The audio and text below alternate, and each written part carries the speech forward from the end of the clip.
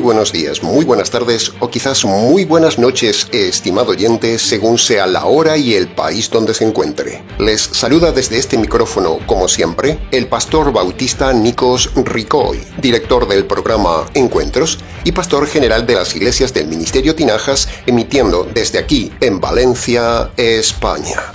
Saludos de parte del equipo de trabajo del Ministerio Tinajas y le damos la bienvenida una vez más a nuestro nuevo programa semanal Encuentros.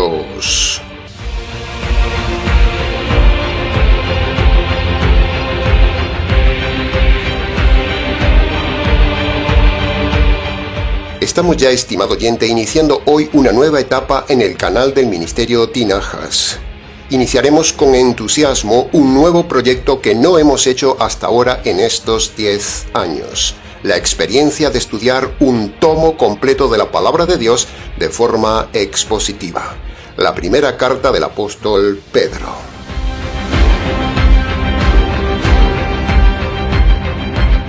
A lo largo de las semanas y los meses, iremos estudiando capítulo por capítulo al detalle los 105 versículos que tiene la carta y a la vez tocaremos también todos los temas paralelos que surgirán a través del viaje del estudio de esta carta. Será un trabajo intenso, laborioso, extenso y detallado solo para los que quieran estudiar la Escritura, no para los curiosos.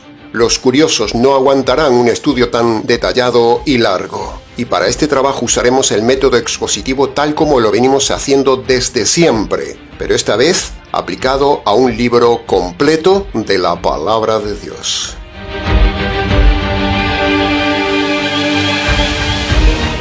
Las virtudes del método expositivo ya las hemos dicho muchas veces en el canal, estimado oyente, pero hoy procede repetirlas. El método expositivo es la mejor forma de estudiar la Biblia para usted a nivel personal y es la mejor forma de evitar que le engañen a nivel pastoral. El método expositivo, junto con las 5 principales leyes de la hermenéutica y el arte del parafraseado, hacen de este método de estudio un método fascinante, intuitivo, dinámico e infalible en la comprensión e interpretación perfecta de la Palabra de Dios. Si usted aplica el método expositivo, las leyes de la hermenéutica y la ayuda del parafraseado, nunca será engañado por ningún pastor, pastora, sacerdote o rabino. Este método es tan infalible que derriba el catolicismo, el calvinismo, el adventismo, el pentecostalismo, el unitarismo, el unicitarismo, el rabinismo, el presbiterianismo, el arminianismo, el mesianismo, el anglicanismo y todos los ismos que usted quiera, porque todos esos grupos se han saltado el método expositivo hermenéutico en el estudio de la Palabra de Dios. Y si hubiera algún calvinista necio que se atreviera a presumir diciéndonos que ellos usan el método expositivo como nadie, entonces yo les preguntaría, señor calvinista, ¿han aplicado el método expositivo a la doctrina del suicidio del creyente? En esta nueva etapa larga, muy larga que iniciamos hoy, que probablemente llegue hasta finales de año, aplicaremos siempre ese método para su mejor comprensión y para que usted compare cómo enseñamos y cómo enseñan en su iglesia.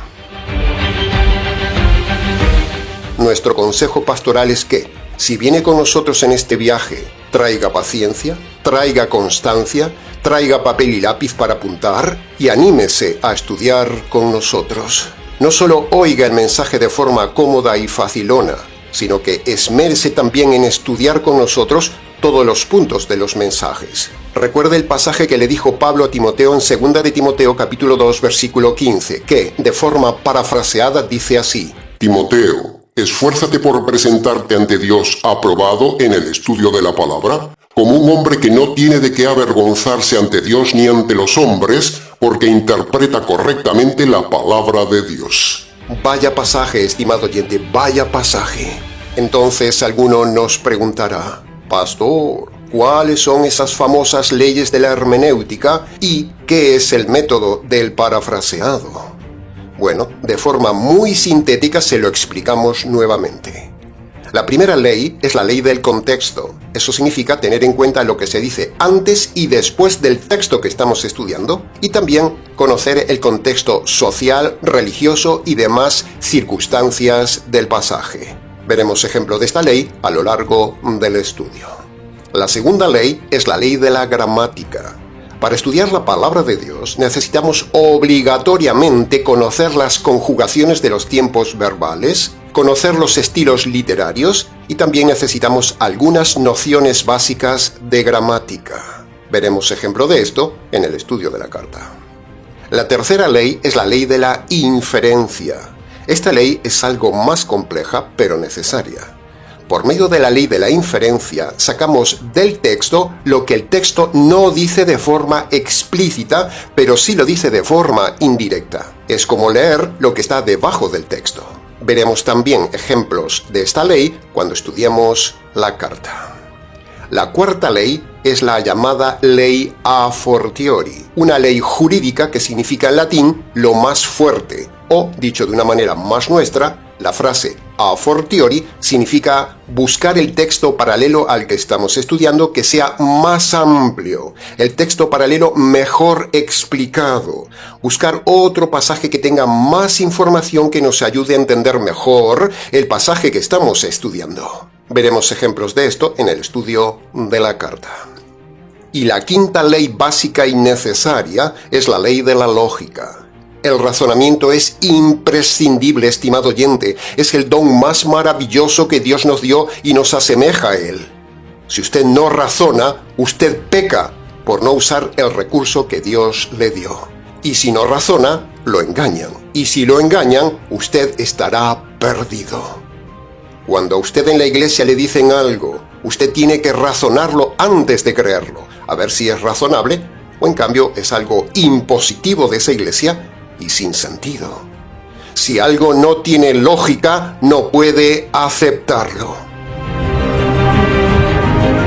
Y para terminar esta introducción de la serie, tenemos también la herramienta del parafraseado. Muchas veces lo usamos en el canal, de hecho hace un momento lo hemos usado con el pasaje de Timoteo. El parafraseado es el arte de ampliar de forma más clara el pasaje que estamos estudiando para que quede mejor entendido en la lectura, pero sin salir de la idea básica del texto.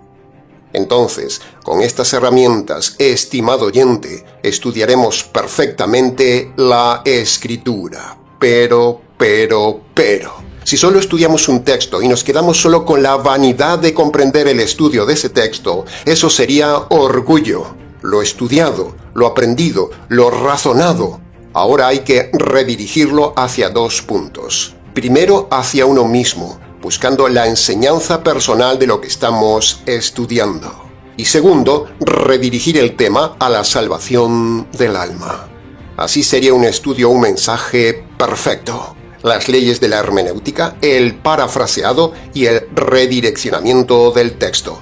Son los tres elementos en el estudio expositivo que siempre aplicamos en este canal y en nuestras enseñanzas.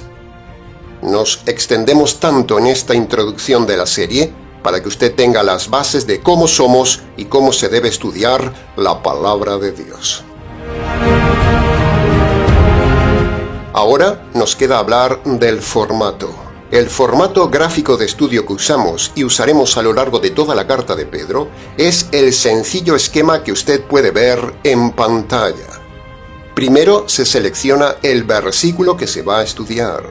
Segundo, separamos las diferentes frases que tiene el versículo. Y tercero, vamos analizando entonces cada frase o palabra importante del versículo con los diferentes puntos que surjan en esa frase.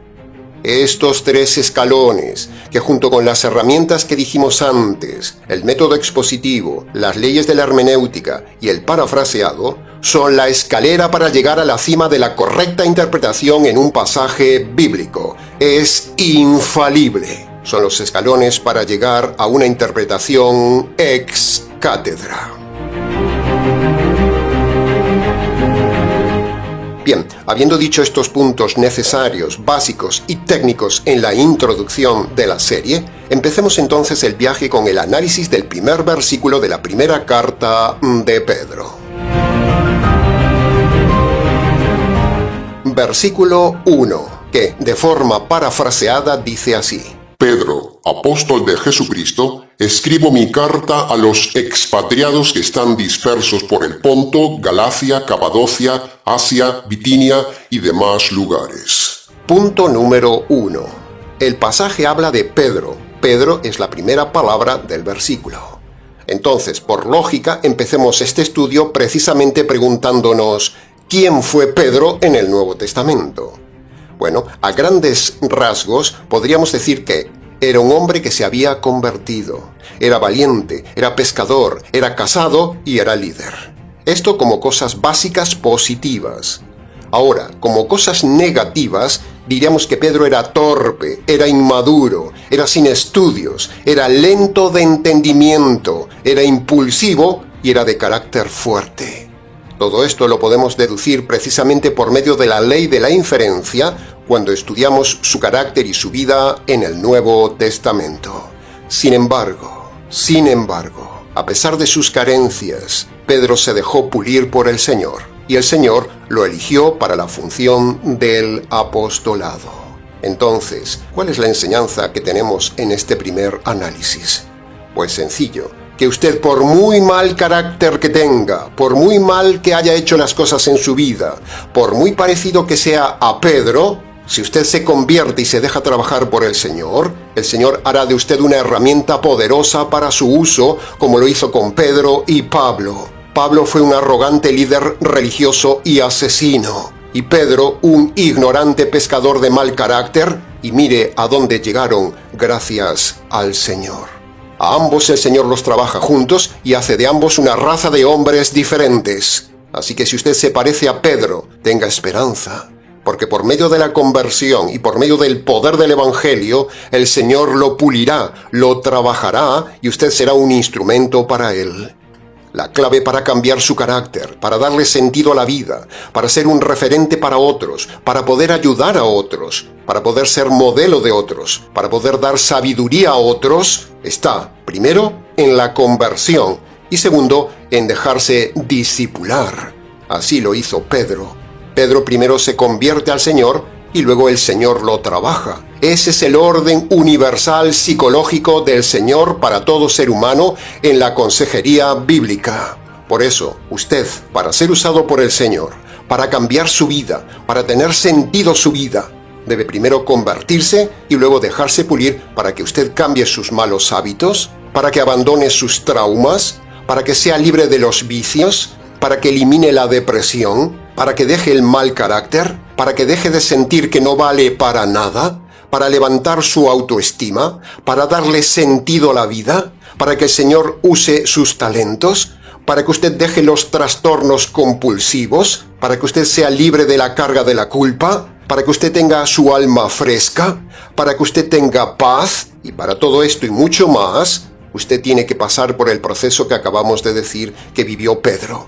Primero, la conversión, y segundo, por el proceso del discipulado.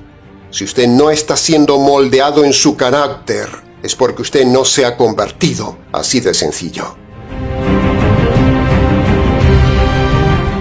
Los evangelios que enseñan en las iglesias, tanto católico-romanas como evangélico-cristianas, son evangelios que no valen para nada, no salvan ni cambian a nadie. Por eso la gente sigue en el mismo sinsentido de la vida, sigue pecando, sigue en su rutina, sigue en el asco de la vida, sigue en el mismo hastío y en la misma vida religiosa y muerta.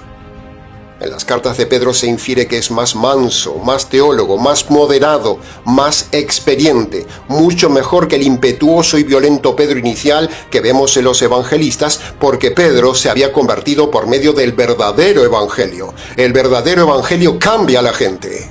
Así que tenga esperanza, estimado oyente. Esta es una importante enseñanza. Una vida que no vale nada puede impactar al mundo, como el caso de Pedro. Primera enseñanza, tan solo en la primera palabra. Ve cómo se estudia la Escritura. Para preguntas del tema, escríbanos. Punto número 2. El versículo 1 nos dice a continuación que Pedro fue nombrado apóstol de Jesucristo por Jesucristo. Es muy importante esto, estimado oyente. Uno puede decir que es apóstol de Jesucristo, como dicen muchos bravucones en el día de hoy, pero si usted no fue nombrado directa y presencialmente por el Señor Jesús mismo, en cuerpo físico presente, usted no es un apóstol, usted es un impostor. Entonces, ¿qué es un apóstol teológicamente hablando? Bueno, teológicamente hablando, apóstol es un término que significa enviado. Y es algo exclusivo en la tierra que solo tuvieron el privilegio 12 personas en toda la historia de la humanidad. Un apóstol es más que un profeta. El apóstol tuvo el privilegio de estar directamente con el Hijo de Dios, el Mesías, cosa que anhelaron los profetas y no lo tuvieron.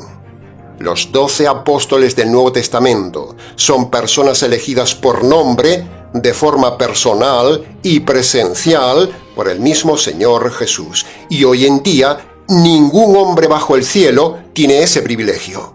Por eso, como ya hemos dicho en su día en el canal varias veces, hoy no hay apóstoles. Se lo repito, hoy no hay apóstoles, porque ninguno de los autollamados apóstoles reúne este requisito exclusivo de haber sido llamado en persona por la persona misma del Señor Jesús. Solo 12 hombres en la historia de la humanidad han tenido el privilegio de ser apóstoles.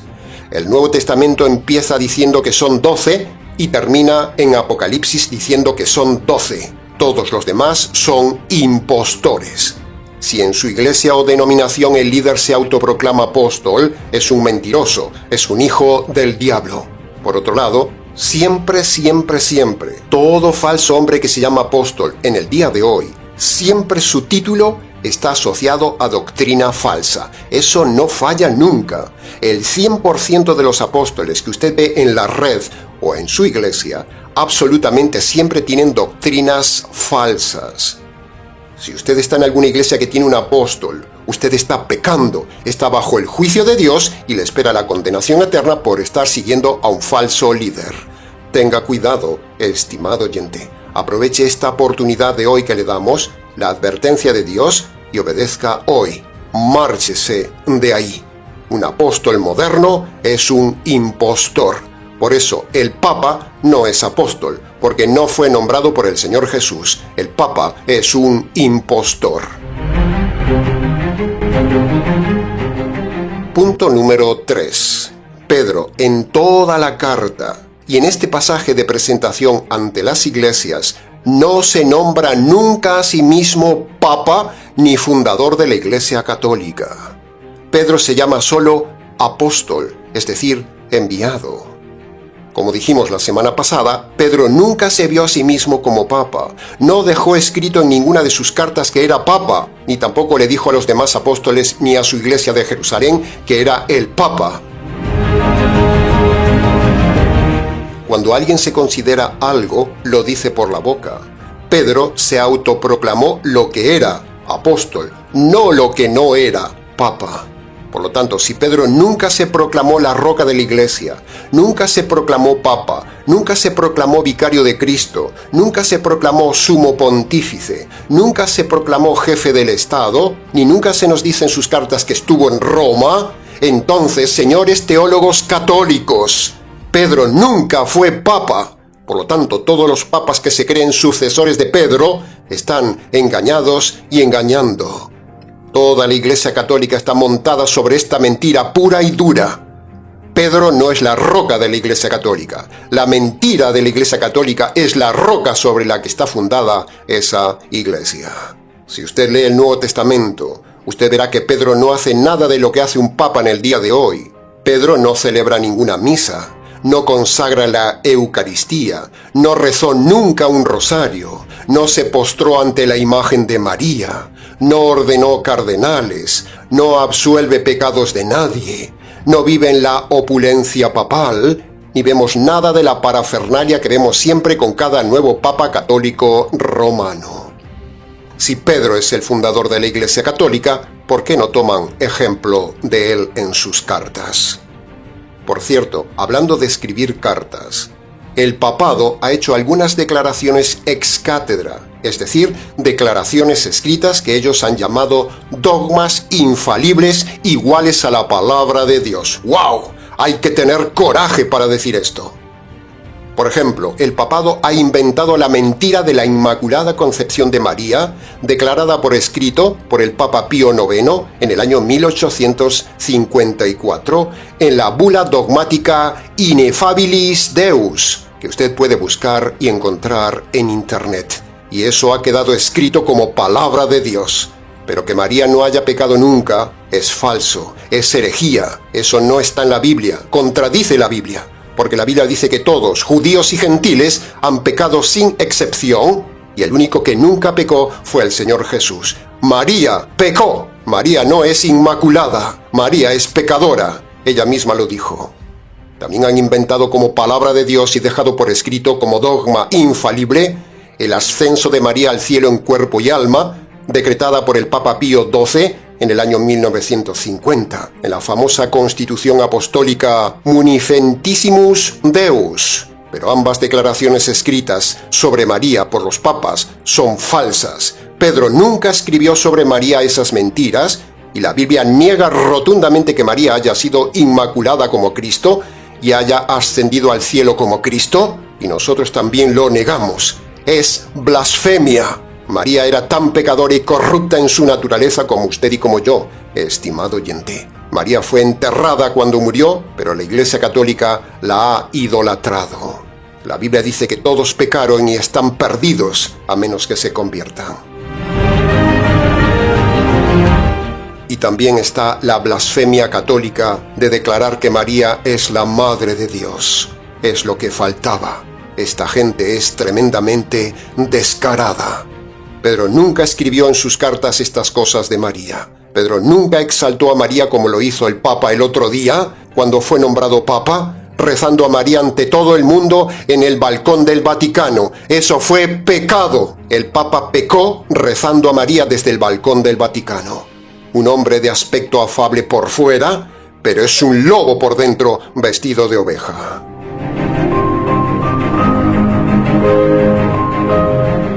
Todas las doctrinas del ministerio Tinajas son ex cátedra, es decir, son infalibles. No hay ni una sola doctrina contraria a la palabra de Dios en este ministerio, todo lo contrario a la Iglesia Católica. En cambio, toda la doctrina católica no se sujeta ni a Pedro, ni a Cristo, ni a la Biblia. Si el Papa es el sucesor de Pedro, ¿por qué la Iglesia Católica no imita el contenido de las cartas de Pedro? Empezamos fuerte, estimado oyente, esta serie, porque la mentira católica es muy fuerte como el veneno. Si te infecta, te mata.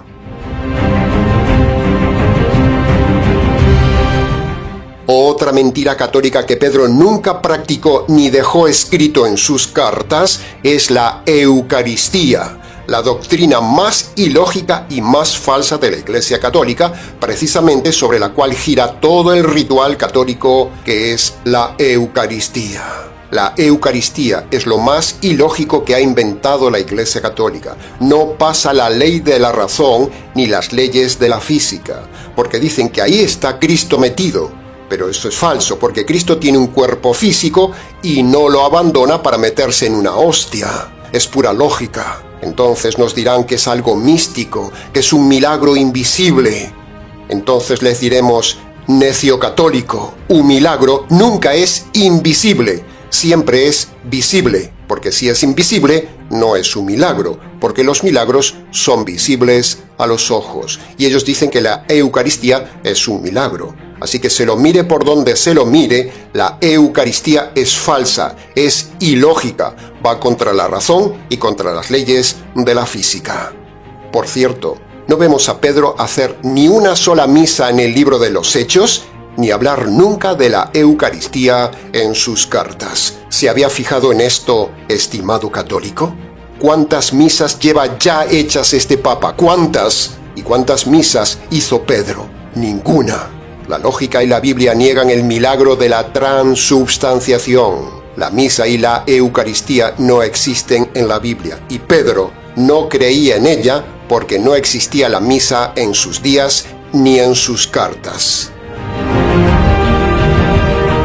Por cierto, ¿ha visto en las cartas de Pedro a Pedro postrarse ante la imagen de María? ¿O aconsejar que uno se postre ante la imagen de María?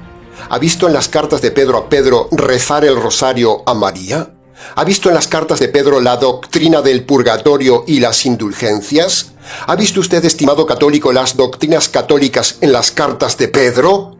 Por lo tanto, con estos puntos mencionados, que no enseñó nunca Pedro en sus cartas, concluimos que el papado es falso. Y millones de personas siguen a este falso apóstol, a este falso profeta. Entonces ya sabe usted el destino que les espera, y no precisamente el purgatorio, porque el purgatorio no existe. Les espera los infiernos.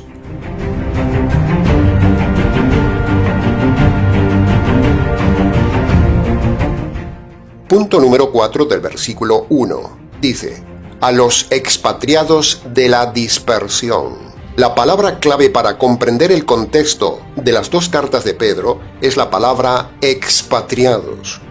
Expatriados significa fuera de la patria. En el día de hoy los llamaríamos emigrantes. Esa palabra expatriados es clave en las cartas de Pedro porque eso nos muestra que los destinatarios de las cartas de Pedro son solo los judíos que habían salido de su patria Israel por causa de la persecución que se produjo en Hechos capítulo 8, versículo 1 y capítulo 11, versículo 19. Las cartas de Pedro no son nunca dirigidas a iglesias de gentiles, se lo repito. Las cartas de Pedro no son nunca para los gentiles.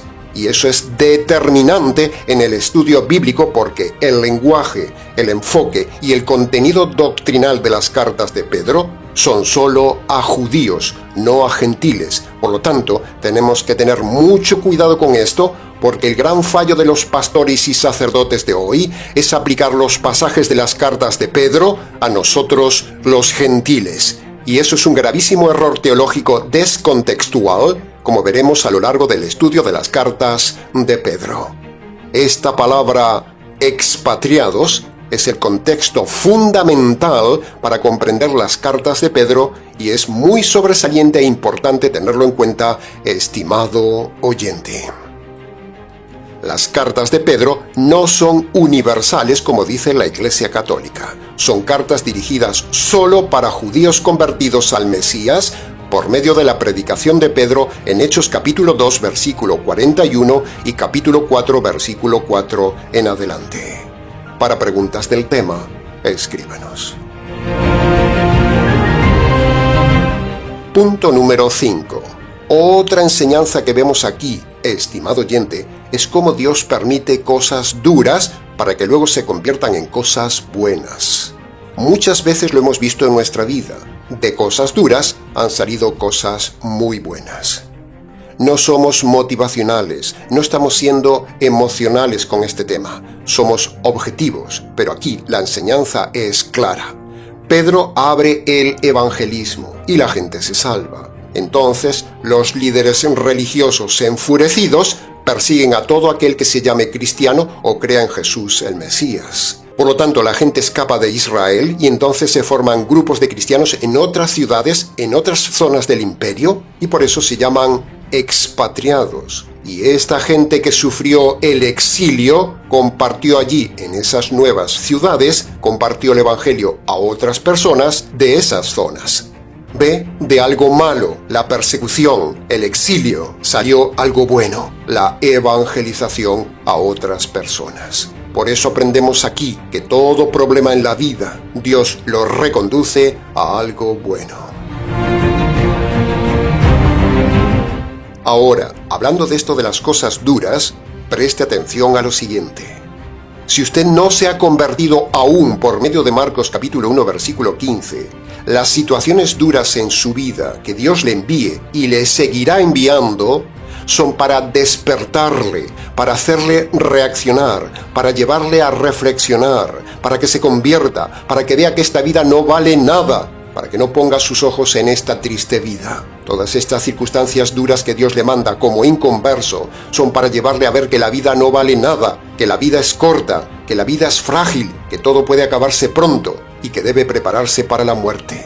Las cosas duras en la vida del inconverso son para llevarle a la salvación y al perdón de sus pecados. Llamamos inconverso a toda persona que, aun siendo moral, siendo religiosa, yendo siempre a la iglesia, siendo externamente impecable, siendo buena persona ante los demás y similares, sin embargo, no se ha convertido por medio de Marcos capítulo 1 versículo 15. Y hay millones así. Sin Marcos capítulo 1 versículo 15 en su vida, esa persona es una persona camino de los infiernos. Ahora, por otro lado, las pruebas duras de la vida para la persona que se ha convertido por medio del Evangelio son para tres cosas. Primero, para probar su conversión. Segundo, para pulir su carácter. Y tercero, para premiarle un día en la eternidad. Para preguntas del tema, escríbanos.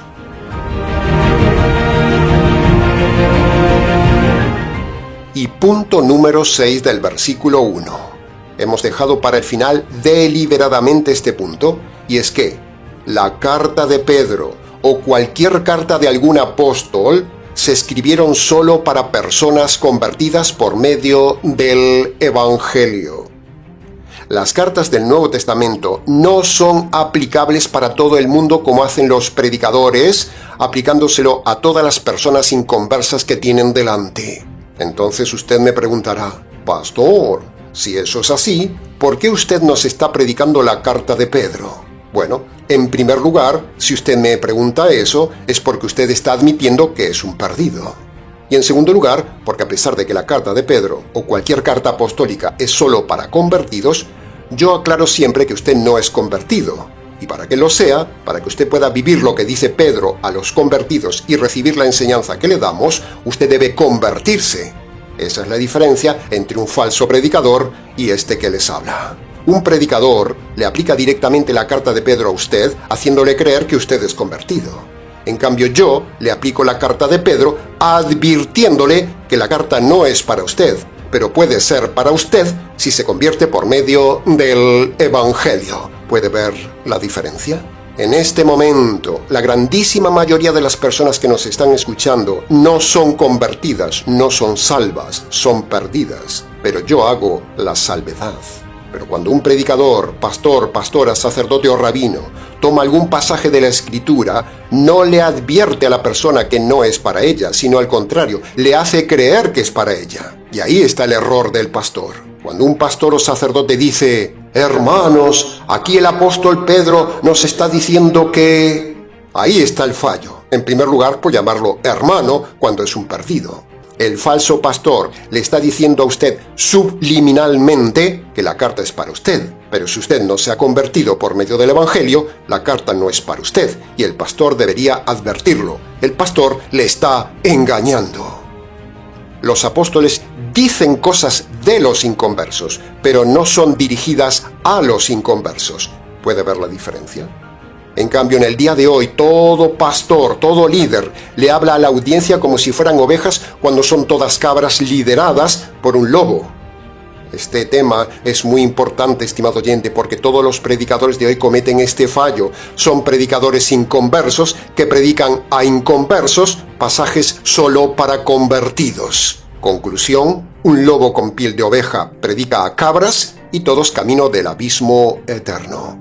Este es el panorama de 1000 iglesias. Este es el panorama del Papa, una persona no convertida predicando moral bíblica a miles de cabras perdidas.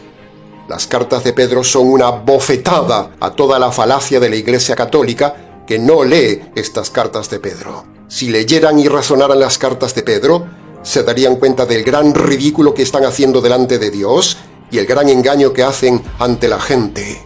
Todo esto se verá el día del juicio, cuando los papas se llevarán la gran sorpresa de su engaño, pero será ya demasiado tarde. El papa que ya murió, a esta altura, ya se ha dado cuenta del gran error donde estaba metido.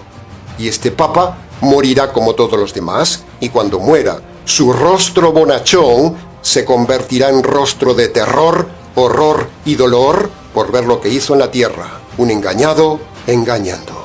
Por eso, estimado católico, tenga cuidado, se lo rogamos, porque la Iglesia Católica está engañando a todo el mundo. Y así será hasta el fin de los tiempos. Dios permite la falsa Iglesia Católica como un filtro para demostrar lo que es la gente. La gente tiene lo que se merece. Para preguntas del tema, escríbanos.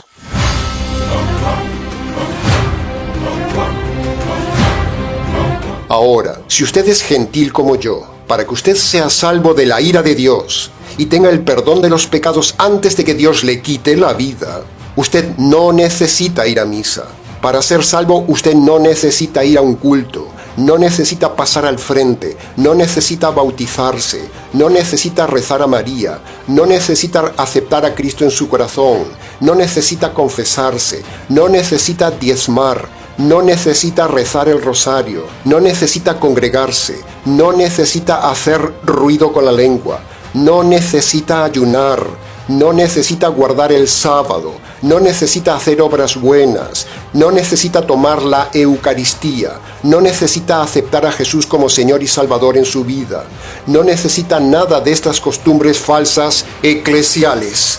Lo que usted necesita para salvarse, estimado oyente gentil, es obedecer los dos requisitos, los dos mandamientos que el Mesías nos ha dado a nosotros, los gentiles, en Marcos capítulo 1, versículo 15, para entrar al reino. El primer requisito es el arrepentimiento, es decir, reconocer los pecados de forma concreta y abandonar los pecados que esté cometiendo en el tiempo presente. El segundo requisito para los gentiles es reconocer lo siguiente. Primero, que usted merece la justicia de Dios por sus delitos. Segundo, que esa justicia le cayó al Señor Jesús, el Mesías. Y tercero, usted debe agarrarse por la fe de esa justicia caída sobre el Mesías. Cuando usted como gentil obedece estos dos requisitos, será perdonado de sus pecados y podrá entrar un día al reino de los cielos.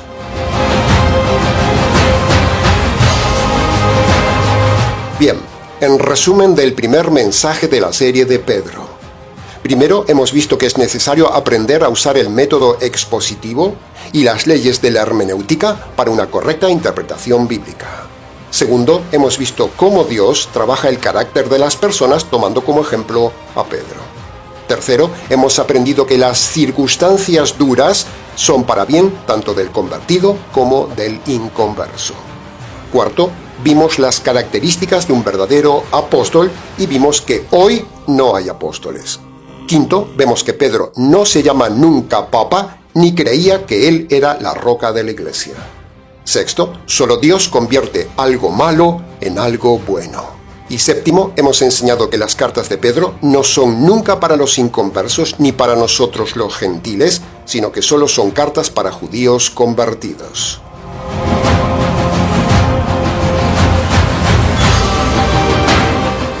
Bien, hasta aquí con las enseñanzas del primer mensaje de la serie de Pedro. Hemos dado la introducción al estudio de la palabra de Dios y hemos analizado tan solo el primer versículo. Nos quedan aún 104 versículos por delante. Mucho más se pudo haber dicho del tema, pero con lo dicho, en este tiempo creemos que es suficiente para hacerle reflexionar. Para preguntas del tema, escríbanos. ministeriotinajas@gmx.es. Ahora, antes de terminar, queremos invitarle cálidamente a ser colaborador voluntario del Ministerio Tinajas para poder seguir enseñando la verdad y derribando la mentira de las religiones. Contamos con su ayuda. Muchas gracias anticipadas.